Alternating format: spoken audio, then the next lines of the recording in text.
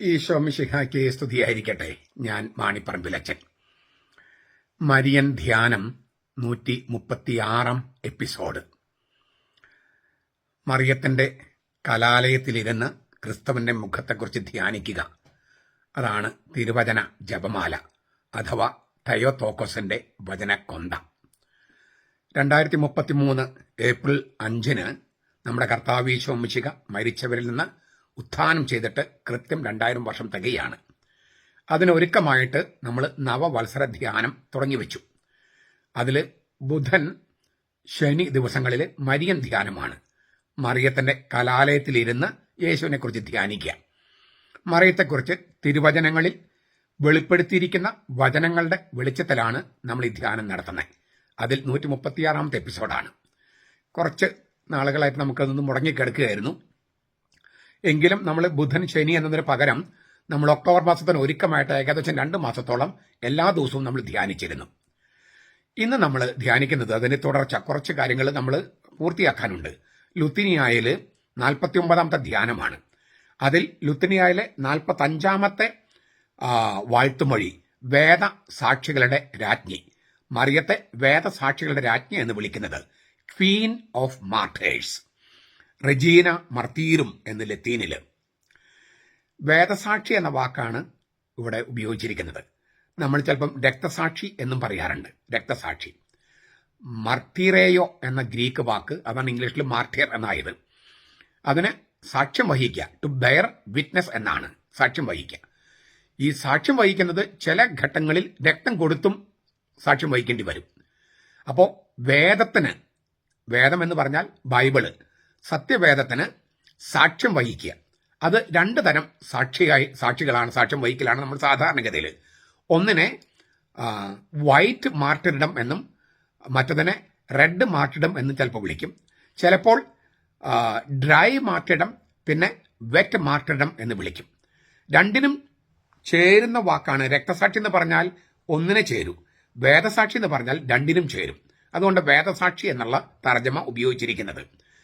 White മാർട്ടിർഡം എന്ന് പറഞ്ഞാൽ നമ്മൾ രക്തം ചിന്തുന്നില്ല, പക്ഷെ രക്തം ചിന്തുന്നത് പോലെയാണ് ജീവിതം. അനുദിന ജീവിതം, ക്രിസ്തീയ ജീവിതം ഏകദേശം ഒരു രക്തസാക്ഷിയായിട്ട് ജീവിക്കുന്ന തുല്യം. എന്നാൽ ആക്ഷരികമായിട്ട് രക്തം വരുന്നില്ല.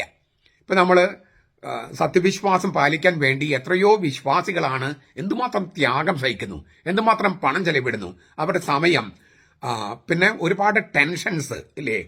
ഈ സഭയുടെ കാര്യങ്ങൾ, അതുപോലെ വിശ്വാസത്തിന്റെ കാര്യങ്ങൾ, ലിറ്ററേച്ചറിന്റെ കാര്യങ്ങൾ, ഇതെല്ലാം നിറവേറ്റി കിട്ടാൻ വേണ്ടി ഒരുപാട് ത്യാഗം സഹിക്കേണ്ടി വരുന്നു. അവര് ജീവിക്കുന്ന രക്തസാക്ഷികളാണ്, ജീവിക്കുന്ന രക്തസാക്ഷികൾ. അതിനെയാണ് വൈറ്റ് മാർട്ടിർഡം അല്ലെങ്കിൽ ഡ്രൈ മാർട്ടിർഡം എന്ന് പറയുന്നത്. ചില ഘട്ടങ്ങളിൽ നമ്മൾ രക്തസാക്ഷിയായിട്ട് കൊല്ലപ്പെടും. ഇപ്പൊ നമുക്കറിയാം, ലോകത്ത് ഏതാണ്ട് 30 കോടിയിലധികം ക്രിസ്ത്യാനികളാണ് ഈ മുസ്ലിം മതക്കാരിൽ നിന്നും പീഡനങ്ങൾ ഏൽക്കുന്നത്. അത് കൊല്ലപ്പെടുകയാണ് മിക്കവരും. നമുക്കറിയാം, ഒരുപാട് സ്ഥലങ്ങളിൽ 30 കോടിയോളം ആളുകൾ, 200 കോടി ക്രിസ്ത്യാനികളുള്ളതിൽ 30 കോടിയോളം പേരാണ് വിവിധ രാജ്യങ്ങളിൽ പീഡനം അനുഭവിക്കുന്നത്. നമ്മുടെ നാട്ടിലും ഉണ്ട്. അപ്പോൾ രക്തസാക്ഷികളായിട്ട് മരിക്കേണ്ടി വരുന്നു ചിലപ്പോഴൊക്കെ. അപ്പോൾ അതിനെ വെറ്റ് മാർട്ടിടം, നമ്മുടെ രക്തത്തിൽ നമ്മൾ നനയുന്നു, അതുകൊണ്ട് വെറ്റ് മാർട്ടിടം അല്ലെങ്കിൽ റെഡ് മാർട്ടിടം, രക്തത്തിന്റെ ചുവപ്പ് കളർ ഉദ്ദേശിച്ചിട്ട് റെഡ് മാർട്ടിടം എന്ന് പറയും. 2നും ചേർന്ന വാക്കാണ് വേദസാക്ഷി. അതായത് വൈറ്റ് മാർട്ടിടം ധവള സാക്ഷിയാണ്, അതുപോലെ റെഡ് രക്തസാക്ഷി. 2നും ചേർന്നൊരു വാക്കാണ് വേദസാക്ഷി. വേദസാക്ഷികളുടെ രാജ്ഞിയാണ് മറിയം. ഇതെങ്ങനെയാണ് ഈ മറിയത്തെ വേദസാക്ഷികളുടെ രാജ്ഞി എന്ന് വിളിക്കാനുണ്ടായ സാഹചര്യം എന്താണ്? യേശു ക്രിസ്തു, ഈശോ മിശിഹ സെബെദീപുത്രന്മാരോട് ചോദിച്ചു, ഞാൻ കുടിക്കുന്ന പാനപാത്രം കുടിക്കാനും ഞാൻ മുങ്ങുന്ന മാമോദിസ മുങ്ങാനും നിങ്ങൾക്ക് കഴിയുമോ? പാനപാത്രം, കാസ അല്ലേ. മരണത്തെ കാസയായിട്ടാണ് അവതരിപ്പിച്ചിരിക്കുന്നത്. ഞാൻ കുടിക്കുന്ന കാസ കുടിക്കാൻ, അപ്പോൾ എന്റെ പീഡാസഹനവും മരണവും അതിൽ പങ്കുചേരാൻ നിങ്ങൾ തയ്യാറാണോ? അതാണ് കാസ അല്ലെങ്കിൽ പാനപാത്രം. ഈ സഹനം അല്ലെങ്കിൽ മരണത്തെ കാസയായിട്ട് ഇങ്ങനെ കുടിക്കുന്ന അല്ലേ വിഷം കുടിക്കുന്ന പോലെ കുടിക്കുന്ന ഒരു പാനപാത്രമായിട്ട് ഒരു കാസിയായിട്ട് അവതരിപ്പിച്ചിരിക്കുന്നു. ഒന്ന്. രണ്ട്, ഞാൻ മുങ്ങുന്ന മാമദിസ മുങ്ങാനും നിങ്ങൾക്ക് കഴിയുമോ? ഈ മാമദിസ ഏതാണ്? ഇത് സ്നാപയോഹനന്റെ മാമദിസയും കഴിഞ്ഞിട്ടുള്ള മാമദിസയാണല്ലോ. കർത്താവ് മാമദിസ കഴിഞ്ഞിട്ടാണ് പരസ്യജീവിതം ആരംഭിച്ചത്. അതിനുശേഷമാണ് സബദിപുത്രന്മാരോട് ചോദിക്കുന്നത്. അപ്പൊ ഇത് ഏതാണ് ഈ മുങ്ങുന്ന ഈ മാമദിസ? അത് കുരിശ് മരണമാണ്. ഈ നമ്മുടെ പെന്തകൊസ്തക്കാര്, യഹോവ സാക്ഷികൾ, ദൈവസഭക്കാരൊക്കെ മുങ്ങാന്ന് പറഞ്ഞ ഉടനെ തന്നെ നദിയിൽ മുങ്ങ, പുഴയിൽ മുങ്ങ, വെള്ളത്തിൽ മുങ്ങ എന്ന് വിചാരിക്കുന്നത്. കർത്താവ് പറഞ്ഞ കുരിശിലേറുക എന്നാണ്. കുരിശിലേക്കുള്ള കയറ്റം മാമദിസയാണ്. വെള്ളത്തിലേക്കുള്ള പോക്ക് മാത്രമല്ല, കുരിശിലേക്കുള്ള കയറ്റവും മാമദിസയാണ്. ഞാൻ മുങ്ങാനിരിക്കുന്ന മാമദിസ മുങ്ങാൻ നിങ്ങൾക്ക് കഴിയുമോ? അതായത് കുരിശിൽ മരിക്കാൻ പോവുകയാണ് ഞാൻ. അതൊരു മാമദിസയാണ്. കുരിശിലേക്കുള്ള കയറ്റം ഒരു മാമോദീസയാണ്. വെള്ളത്തിലേക്കുള്ള ഇറക്കം മാത്രമല്ല മാമോദീസ. അത് അവർക്ക് പറ്റിയിരിക്കുന്നതാണ്. രണ്ട് മാമോദീസകൾക്ക് നടുവിലാണ് യേശുവിന്റെ ജീവിതം. ഒന്ന് വെള്ളത്തിലേക്കുള്ള ഇറക്കം, സ്നാപകന്റെ മാമോദീസ ജോർദാനില്. മറ്റ് കുരിശിലേക്കുള്ള കയറ്റം. ഈ രണ്ടും ചേർന്നിട്ട് അതിന് പുതിയൊരു ഇല്ലേ, ഞാൻ നിങ്ങളെ വെള്ളം കൊണ്ട് സ്നാനപ്പെടുത്തുന്നു, അവൻ പരിശുദ്ധാത്മാവ് കൊണ്ടും അഗ്നി കൊണ്ടും സ്നാനപ്പെടുത്തും. അത് മുകളിൽ നിന്നാണ്, ജീവജലം കൊണ്ടാണ്. കുരിശിൽ നിന്ന് കർത്താവിന്റെ പാർത്തിൽ നിന്ന് ഒഴുകുന്ന ജീവജലം കൊണ്ടാണ്, മുകളിൽ നിന്നാണ്. അതുകൊണ്ട് തലയിൽ വെള്ളം ഒഴിക്കണേ. രണ്ട് മാമോദീസയും കൂടി ചേർന്നിട്ട് പുതിയൊരു അർത്ഥം കൊടുത്തിട്ടാണ് കർത്താവ് ക്രിസ്തീയ മാമോദീസ സ്ഥാപിച്ചത്. വെള്ളത്തിലേക്ക് മുങ്ങിയാലാതെ സ്നാപയോഹനന്റെ സ്നാനേ ആവുള്ളൂ, ക്രിസ്തീയ മാമോദീസയാകില്ല. ക്രിസ്തീയ മാമോദീസ പരിശുദ്ധാത്മാവിനാലും അഗ്നിയാലുമാണ്. അത് കുരിശിലേക്കുള്ള ഉൾച്ചേർത്തപ്പെടലാണ്, മുകളിലേക്കാണ്. അവന്റെ തിരുവിലാവിൽ നിന്നുള്ള രക്തവും വെള്ളവും ഒഴുകുന്നതാണ്. ഇതാണ് രക്തം എന്ന് വെച്ചാൽ കുർബാന, വെള്ളം എന്ന് പറഞ്ഞാൽ മാമോദീസ. അപ്പോൾ ഞാൻ മുങ്ങാനിരിക്കുന്ന മാമോദീസ മുങ്ങാൻ നിങ്ങൾ തയ്യാറാണോ? അതായത് കുരിശ് മരണത്തിന് നിങ്ങൾ തയ്യാറാണ്. ഇവർ രണ്ടുപേരും പറഞ്ഞു, യാക്കോബും യോഹന്നാനും പറഞ്ഞു, ഞങ്ങൾ തയ്യാറാണ്. കർത്താവ് പറഞ്ഞു, ഞാൻ കുടിക്കുന്ന പാനപാത്രം നിങ്ങൾ തീർച്ചയായിട്ടും കുടിക്കും. ഞാൻ മുങ്ങുന്ന മാമോദീസ നിങ്ങൾ മുങ്ങുകയും ചെയ്യും, നിശ്ചയമാണത്.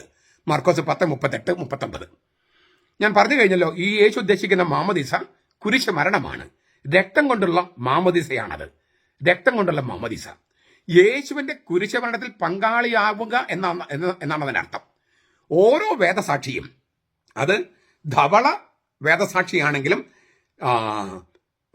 ചുവന്ന രക്തസാക്ഷിയാണെങ്കിലും യേശുവിന്റെ കുരിശ് മരണത്തിൽ പങ്കാളിയാവുകയാണ്. അങ്ങനെ യേശു കുരിശിൽ ഈ മാമോദീസ എന്ന് പറയുന്ന യേശു പറഞ്ഞു, ഞാൻ മുങ്ങാനിക്കുന്ന മാമോദീസ, അത് കുരിശ് മരണമാണ്. ആ കുരിശ് മരണം നടക്കുമ്പോൾ അവന്റെ കുരിശിന് മുകളിൽ എന്താണ് എഴുതി വെച്ചിരിക്കുന്നത്? നസറായനായ യേശു, യഹൂദന്മാരുടെ രാജാവ്. അതാണ് INRI, യേസുസ് നസറയനുസ് റെക്സ് യുദയോരും. യഹൂദന്മാരുടെ രാജാവ്, നസ്രായക്കാരൻ ഈശോ. നസ്രത്തിലെ യേശു എന്നല്ല, നസറായൻ. നമ്മളത് ഈ കഴിഞ്ഞ ദിവസം 2 ധ്യാനങ്ങൾ അതേക്കുറിച്ചുണ്ടായിരുന്നു. ഈ നസ്രാണി എന്ന് വിളിക്കുന്നത് യേശു നസ്രത്തിൽ താമസിച്ചതുകൊണ്ടല്ല, അവൻ നസറായൻ ആയതുകൊണ്ടാണ്. നാസർ എന്നൊക്കെ നമ്മൾ കണ്ടു കഴിഞ്ഞു. 2 ധ്യാനങ്ങൾ ഈ കഴിഞ്ഞ ആഴ്ചയിൽ നമ്മൾ കണ്ടു കഴിഞ്ഞു. അപ്പോൾ നസറായനായ യേശു യഹൂദന്മാരുടെ രാജാവ്. യഹൂദന്മാരുടെ രാജാവായിട്ടാണ് അവൻ മരിക്കുന്നത്. നസ്രായനായ ഈശോ യഹൂദന്മാരുടെ രാജാവായിട്ട്. ആ രാജാവിന്റെ അമ്മയാണ് തൊട്ട് താഴെ നിൽക്കുന്നത് യേശുവിന്റെ അമ്മ മറിയം. രാജമാതാവായിട്ട്, രാജ്ഞിയായിട്ട് നിൽക്കുകയാണ്. ഈ രാജമാത എന്ന് പറഞ്ഞാൽ രാജാവിന്റെ പത്നിയല്ല, രാജാവിന്റെ അമ്മയാണെന്നൊക്കെ നമ്മൾ കണ്ടു കഴിഞ്ഞതാണ്. നമ്മൾ ഇതൊരു തുടർച്ചയ ധ്യാനമായതുകൊണ്ട് മുമ്പ് കേട്ടിരിക്കുന്ന ധ്യാനങ്ങൾ നിങ്ങൾ ഓർത്താലാണ് ഉത്തരം കിട്ടുക, അല്ലെങ്കിൽ നമ്മൾ പിന്നെ ആവർത്തിക്കേണ്ടി വരും. അപ്പോൾ കുരിശിൽ കിടക്കുന്ന നസറായക്കാരൻ യേശു, യഹൂദന്മാരുടെ രാജാവ്. ആ രാജാവിന്റെ അമ്മ രാജമാത, അമ്മ മഹാറാണി കുരിശിന് താഴെ നിൽക്കുന്നു. അവൾ രാജ്ഞിയാണ്, അമ്മ മഹാറാണിയാണ്. യേശുവിനെ സാക്ഷ്യം വഹിക്കുന്ന വേദസാക്ഷികള്, രക്തസാക്ഷികള്, അവര് യേശുവിന്റെ കുരിശുമരണത്തിൽ പങ്കുചേരുകയാണ്. ആ വേദസാക്ഷികളുടെയും അമ്മയാണ് ഈ നിൽക്കുന്ന പരിശുദ്ധ കന്യകാമറിയം. അതുകൊണ്ടാണ് ഈ വേദസാക്ഷികളുടെ രാജ്ഞി എന്ന് മറിയത്തെ വിളിക്കുന്നത്. തീർന്നില്ല. ഈ രക്തസാക്ഷിയായിട്ട് മരിക്കുന്നവര് അവരെവിടെ ഇരിക്കുന്നത്? അവരുടെ ആത്മാവെന്ന് വെച്ചാൽ അവരാളായിട്ടിരിക്കുന്നത് എവിടെയാണ്? വെളിപാട് പുസ്തകം 9-ാമത്തെ അധ്യായം 6-ാമത്തെ അധ്യായം 9 മുതൽ 11 വരെ വാക്യങ്ങൾ പറയാണ്, സ്വർഗത്തിൽ ദൈവത്തിന്റെ സിംഹാസനം തൊട്ട് താഴെയാണ്. അവർക്കൊരു പ്രാർത്ഥനയുണ്ട്. വെളിപാട് പുസ്തകം 6-ാമത്തെ അധ്യായം 9 മുതൽ 11 വരെ വായിച്ചാൽ കിട്ടും. രക്തസാക്ഷിയിൽ ആത്മാവുകൾ ഇരിക്കുന്നത് സ്വർഗത്തിൽ സിംഹാസനം തൊട്ട് താഴെയാണ്. ആ സിംഹാസനത്തിന്റെ മാതൃകയാണ് പള്ളികളിലെ ബലിപീഠം. അതുകൊണ്ടാണ് ബലിപീഠത്തിന് താഴെയാണ് രക്തസാക്ഷി തിരുശേഷിപ്പ് വയ്ക്കുക. ഒരു വിശുദ്ധനോ വിശുദ്ധിയായിട്ട് മരിച്ചിട്ടുണ്ടെങ്കിൽ അവരുടെ കബറിടത്തിലാണ് ബലിപീഠം പണിയുക. കാരണം എന്താണ്? സ്വർഗത്തിൽ അങ്ങനെയാണ്. സ്വർഗത്തിൽ അങ്ങനെയാ. ഈ സിംഹാസനം തൊട്ട് താഴെയാണ് രക്തസാക്ഷികൾ ആത്മാവുകൾ ഇരിക്കുന്നത്. അവര് പ്രാർത്ഥന നടത്തുന്നുണ്ട്. ഈ രക്തസാക്ഷികൾ ഒരു പ്രാർത്ഥന സിംഹാസന ദൈവമാണ്. ആ ദൈവത്തോട് പറയുന്നുണ്ട് വെളിപാട് ദിവസം 6, 9 മുതൽ 11 വരെ. അപ്പോൾ ഈ രക്തസാക്ഷികളുടെ രാജ്ഞിയായിട്ട് മറിയം അവിടെയുണ്ട്. വെളിപാട് ദിവസം 12-ാമത്തെ അധ്യായം 1 മുതൽ 3 വരെ വാക്യങ്ങൾ ഇല്ലേ? സൂര്യനെ ഉടയാടയാക്കിയ സ്ത്രീ, അവളുടെ തലയിൽ നക്ഷത്രങ്ങൾ കൊണ്ടുള്ള കിരീടം, അവളുടെ കാൽപാദങ്ങൾക്കിടയിൽ ചന്ദ്രൻ. അപ്പോൾ ചന്ദ്രനെ കീഴടക്കുന്ന, ചന്ദ്രന്റെ ആളുകളെ കീഴടക്കുന്ന രാജ്ഞിയാണ് സൂര്യനെ ഉടയാടയാക്കിയ മറിയം എന്ന സ്ത്രീ. അവളുടെ തലയിൽ അവൾ രാജ്ഞിയാണ് കാണിക്കുന്ന 12 നക്ഷത്രങ്ങൾക്കുള്ള കിരീടമുണ്ട്. ഇത് ഒന്നാമതായി ഉദ്ദേശിക്കുന്നത് മറിയത്തെയാണ്. രണ്ടാമതായി സഭയെയോ ജെറൂസലേമിനെയോ ഇസ്രായേലിനോ ഒക്കെ ഉദ്ദേശിക്കാം. പക്ഷെ ഒന്നാമതായി ഉദ്ദേശിക്കുന്നത് മറിയത്തെ തന്നെയാണ്. ഇങ്ങനെ മറിയം രക്തസാക്ഷികളുടെ, വേദസാക്ഷികളുടെ രാജ്ഞിയായിട്ട് ബൈബിൾ അവതരിപ്പിച്ചിരിക്കുന്നു. നമ്മളെല്ലാവരും തന്നെ വേദസാക്ഷികളായിട്ട് മരിക്കേണ്ടവരാ. ഒന്നുകിൽ ഈ വരണ്ട രക്തസാക്ഷി എന്ന് പറഞ്ഞാൽ അത് കൊല്ലപ്പെടാതെ തന്നെ അനുനിമിഷം കൊല്ലപ്പെട്ടതുപോലെ ജീവിക്കുക കർത്താവിന് വേണ്ടി, അല്ലെങ്കിൽ കർത്താവിന് വേണ്ടി കൊല്ലപ്പെടുക, രക്തസാക്ഷിയാകുക. ഏതായാലും വേദസാക്ഷികളാകണം. ഒന്നുകിൽ വൈറ്റ് മാർട്ടിർഡം അല്ലെങ്കിൽ റെഡ് മാർട്ടിർഡം, ഒന്നുകിൽ ഡ്രൈ മാർട്ടിർഡം അല്ലെങ്കിൽ വെറ്റ് മാർട്ടിർഡം.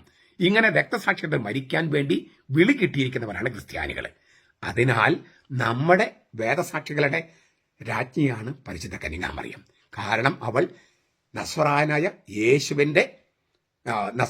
യേശു യഹൂദന്മാരുടെ രാജാവിന്റെ അമ്മയാണ്. അമ്മ മഹാറാണിയാണ്, രാജമാതയാണ്. വളരെ ഗംഭീരമായ ഒരു തിരുവചന ധ്യാനമല്ല ഇത്, വേദസാക്ഷികളുടെ രാജ്ഞി എന്നുള്ളത്. തിരുവചനത്തിൽ അങ്ങനെ ആഴ്ന്നിറങ്ങി കിടക്കുന്ന ഒരു ധ്യാനമാണ്.